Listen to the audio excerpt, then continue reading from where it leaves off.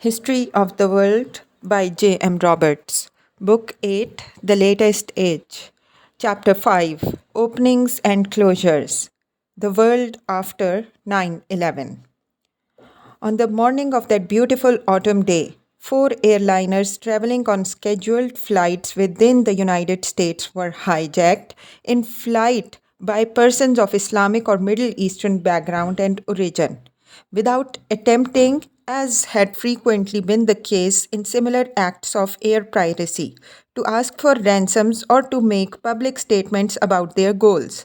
The terrorists diverted the aircraft and, in a combination of suicide and murder, flew two of them into the huge towers of the World Trade Center in Lower Manhattan and another into the Pentagon building in Washington, the heart of American military planning and administration.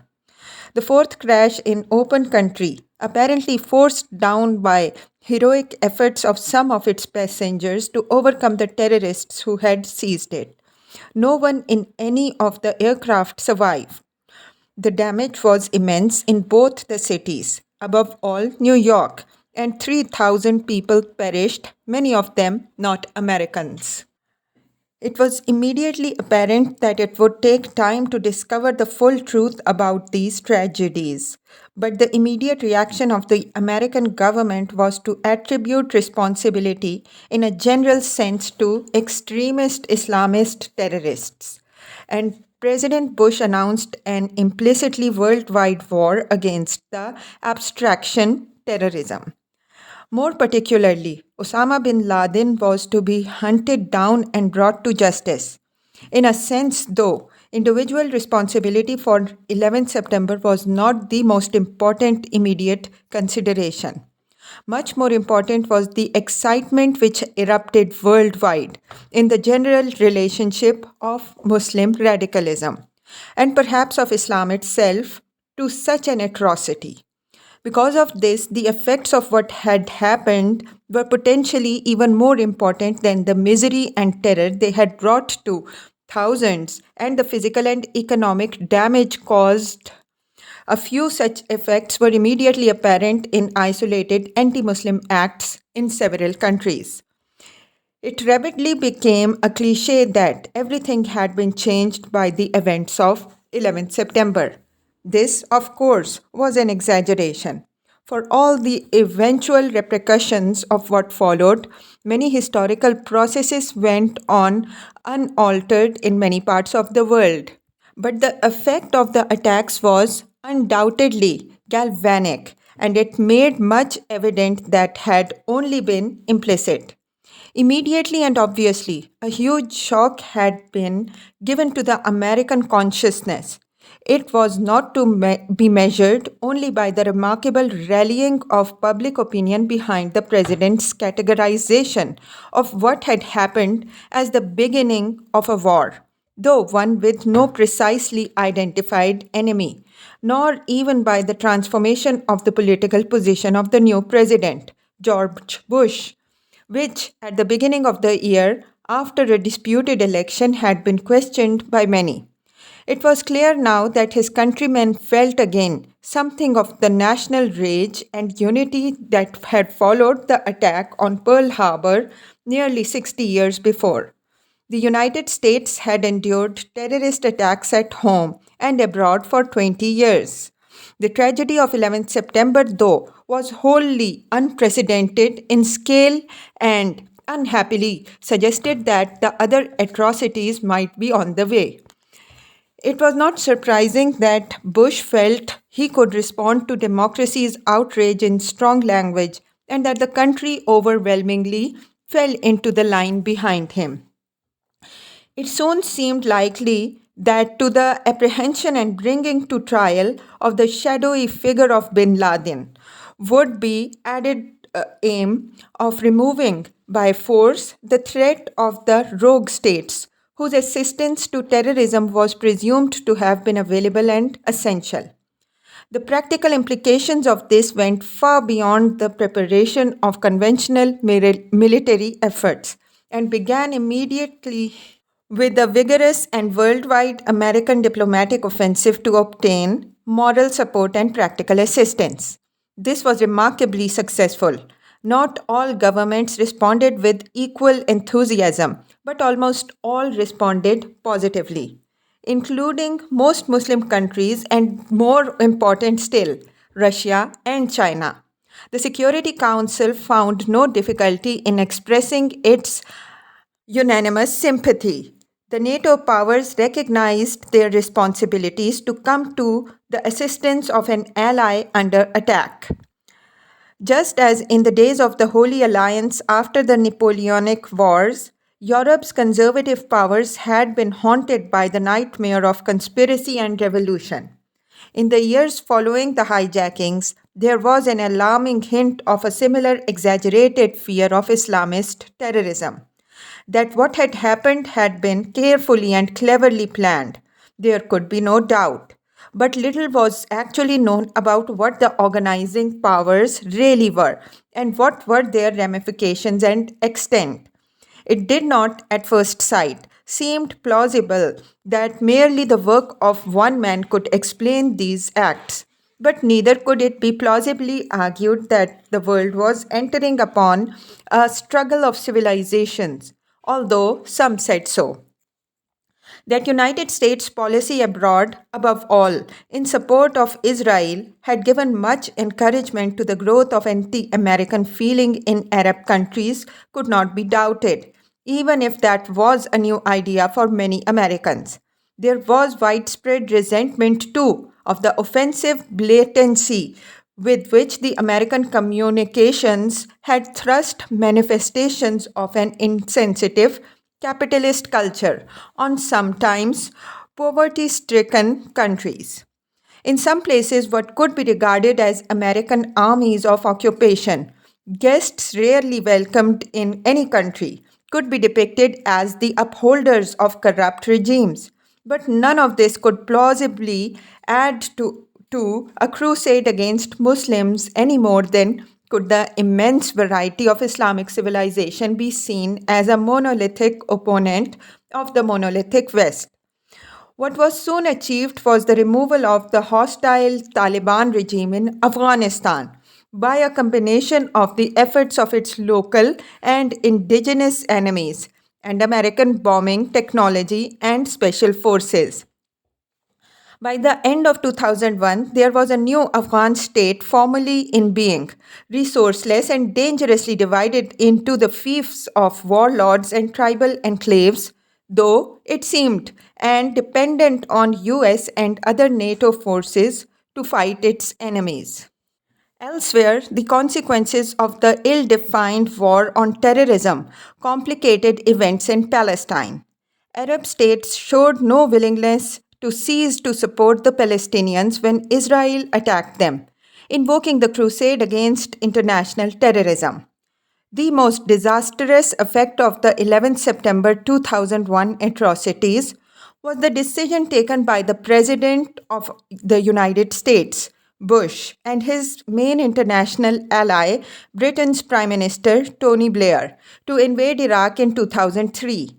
The main cause of the invasion was the growing fear, especially in the United States, that Saddam Hussein's regime had or would soon get hold of chemical, bacteriological, or nuclear weapons of mass destruction. Before September 2001, it would have been difficult to envisage a preemptive strike against a sovereign country based on suspicions of weapons acquisitions, however unpalatable that country's regime was. But for many Americans, the events of 9/11 changed that. They were now ready, at least for a time, to follow a president who wanted to make use of the sense of post 9/11 emergency to deal with other potential threats.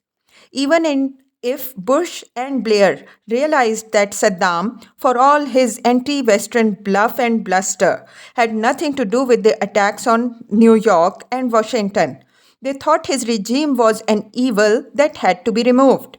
In spite of stiff resistance from all the other members of the United Nations Security Council and most of global public opinion, the United States and Britain started pushing for a UN resolution that would empower them to attack Iraq.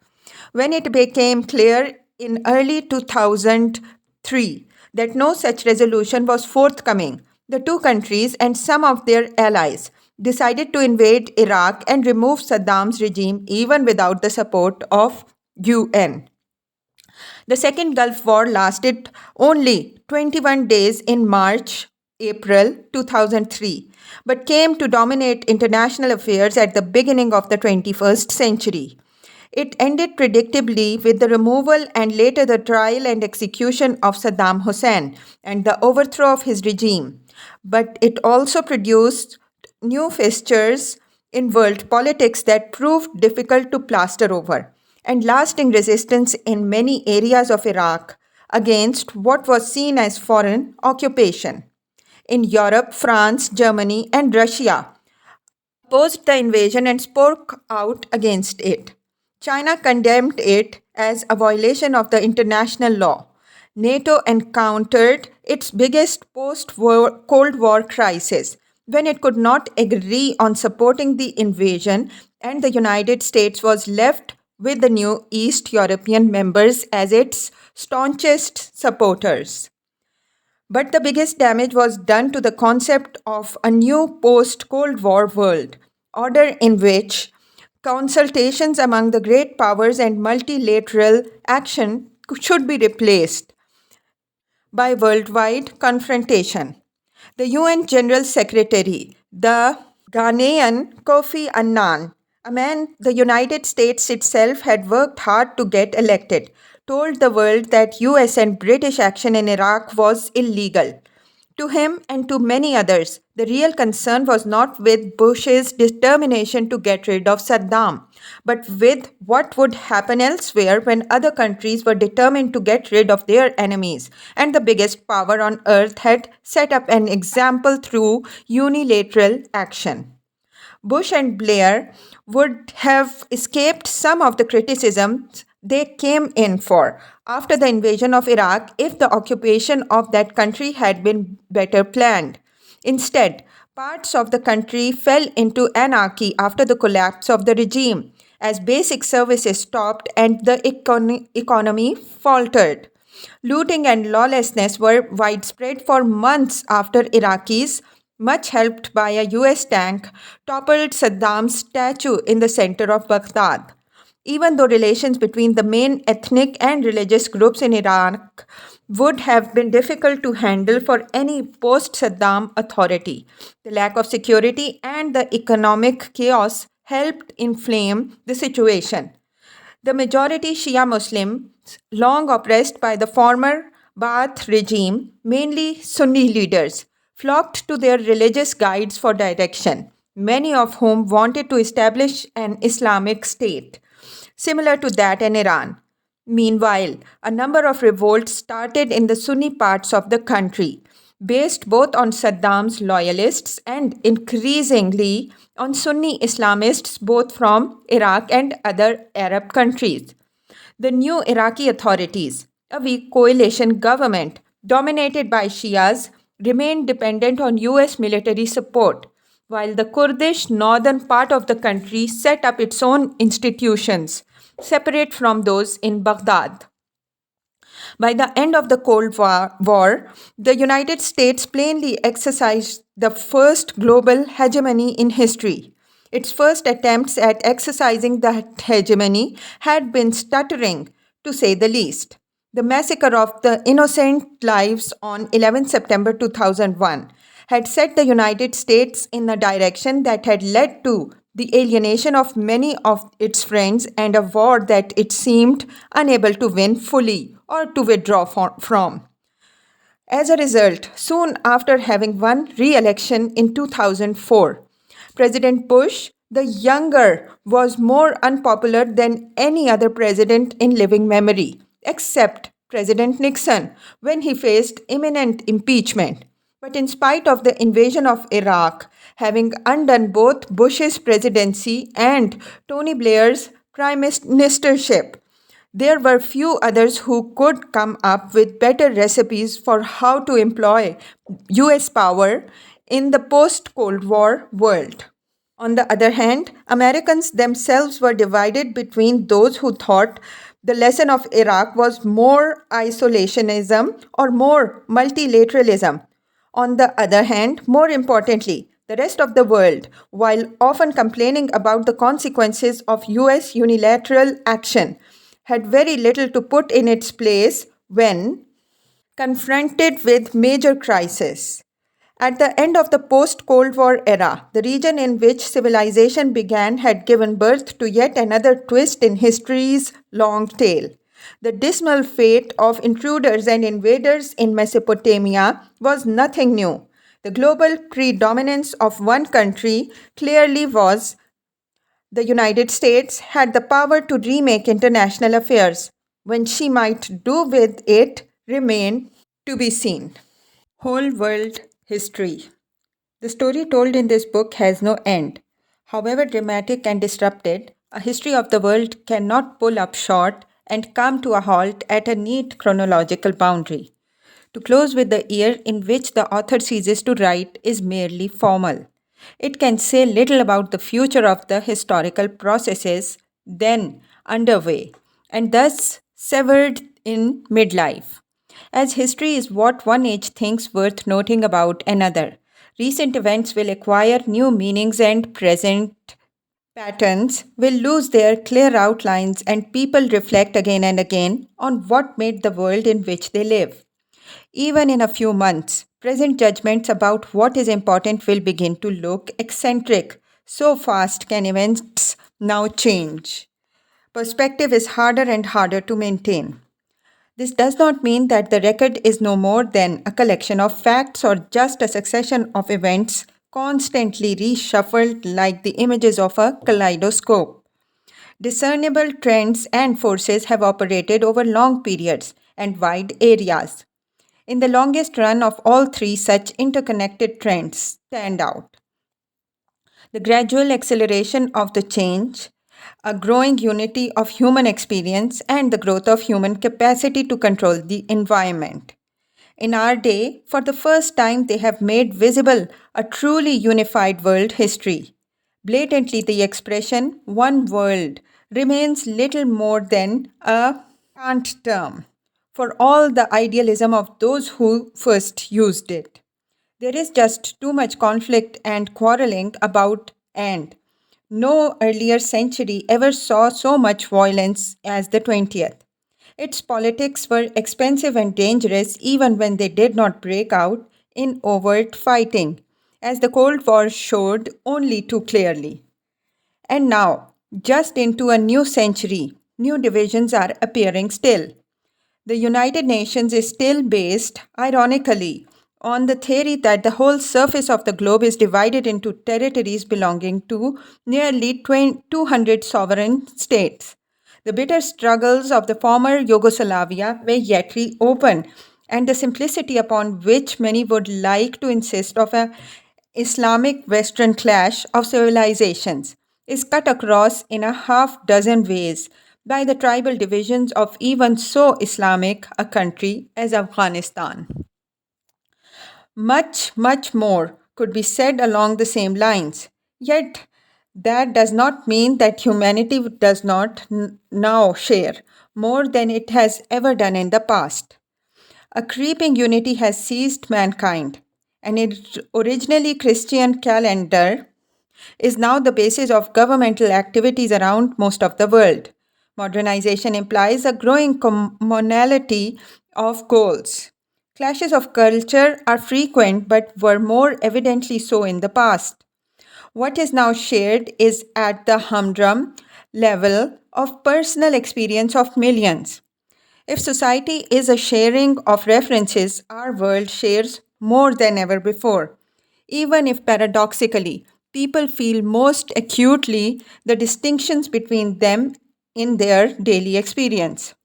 Yet, when those who lived in neighboring villages spoke significantly different dialects, when in the whole of their lives, most of them would only exceptionally travel 10 miles from their homes, when even their clothes and tools might provide in their shape and workmanship evidence of big differences of technology, style, and custom.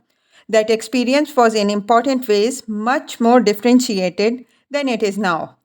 The great physical, racial, and linguistic division of the past were much harder to overcome than are their equivalents today. This is because of improved communication, the spread of English as a global lingua franca among the educated, mass education, mass production of commonly required artifacts, and so on.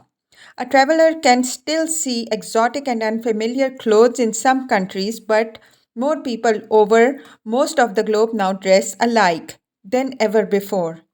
Kilts, kaftans, kimonos are becoming tourist souvenirs or the carefully preserved relics of the sentimentalized past, while traditional clothing is more and more the sign of poverty and backwardness. The efforts of a few self consciously conservative and nationalist regimes to cling to the symbols of their past only bear this out.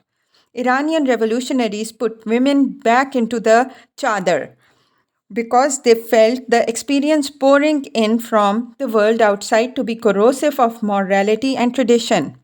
Peter the Great ordered his courtiers into Western European clothes, and Ataturk forbade Turks to wear the fez to announce a reorientation towards a progressive advance in culture and a symbolic step towards a new future. However, the basis of shared experience now available is only secondarily a consequence of any conscious commitment.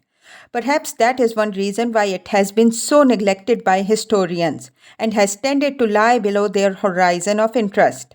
Yet, in a relatively short time, millions of men and women of different cultures have been in some degree liberated from, for example, many effects of climatic differences by electricity, air conditioning, and machine. Cities all over the world now take street lighting and traffic signals for granted, have policemen on point duty, transact business in similar ways in banks and supermarkets. Much the same goods can be brought in them as are available in most other countries. Men do not understand one another's languages, service the same machines in different countries. Motor cars are everywhere a nuisance. Rural districts still escape some of these concomitants of modern life in some places, but big cities, which now contain a larger share of humanity than ever before, do not. Yet, for millions of their inhabitants, the experiences they share are also ones of squalor, economic precariousness, and comparative deprivation. Whatever the differences in their Muslim, Hindu, and Christian origins, and whether they shelter mosques, temples, or churches, Cairo, Calcutta, and Rio offer much the same misery. Other misfortunes, too, are now more easily shared. The mingling of people made possible by modern transport means that diseases are shared as never before, thanks to the wiping out of old immunities. AIDS has now appeared in every continent except possibly Antarctica, and we are told it is killing 6,000 people a day. Even a few centuries ago, a traveler from Imperial Rome to Imperial Loyang, the Han capital, would have found many more contrasts than a modern successor. Rich and poor would have worn clothes cut differently and made from different materials than those he knew. The food he was offered would be unusual. He would have seen animals of unfamiliar breeds in the streets, soldiers whose weapons and armor looked quite unlike what he had left behind.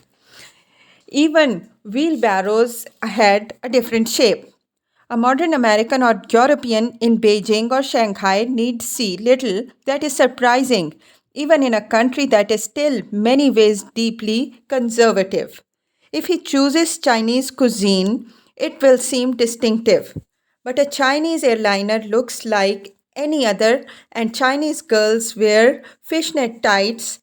It is only a little while ago that junks were China's ocean going ships and looked wholly unlike contemporary European cogs or caravels. Shared material realities advance and sharing of metal signposts and assumptions. Information and popular entertainment are now produced for global consumption.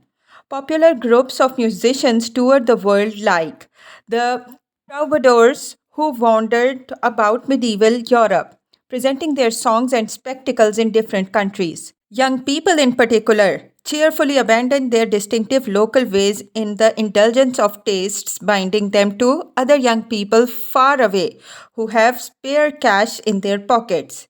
And there are now millions of them. The same movies, dubbed and subtitled, are shown worldwide on televisions to audiences that take away from them similar fantasies and dreams.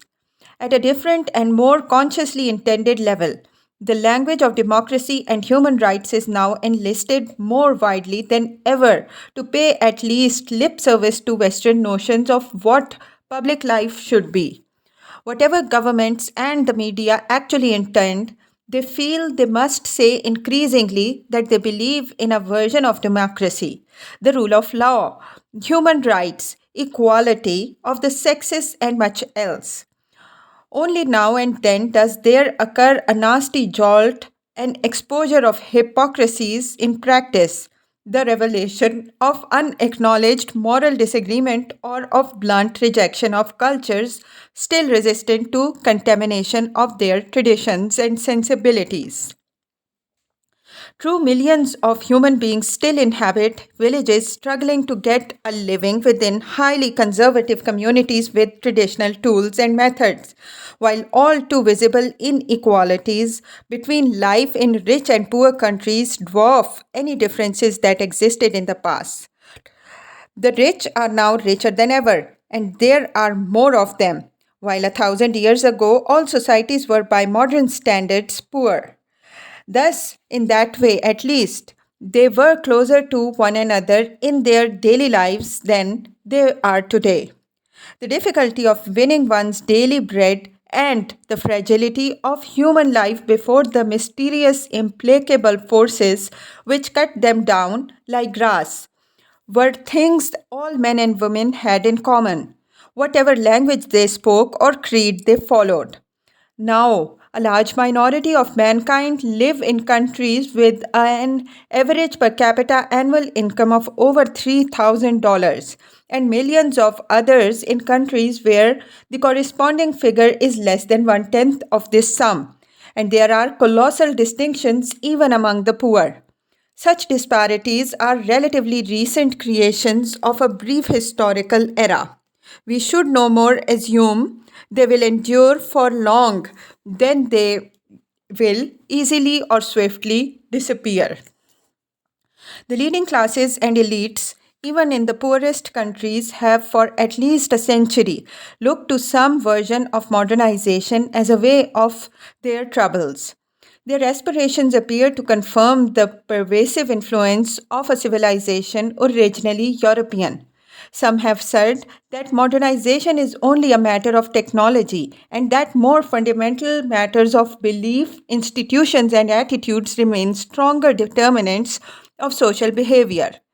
But this sidesteps questions about the way material experience shapes culture. The evidence is growing that certain master ideas and institutions, too, as well as material artifacts and techniques, have already spread generally among mankind.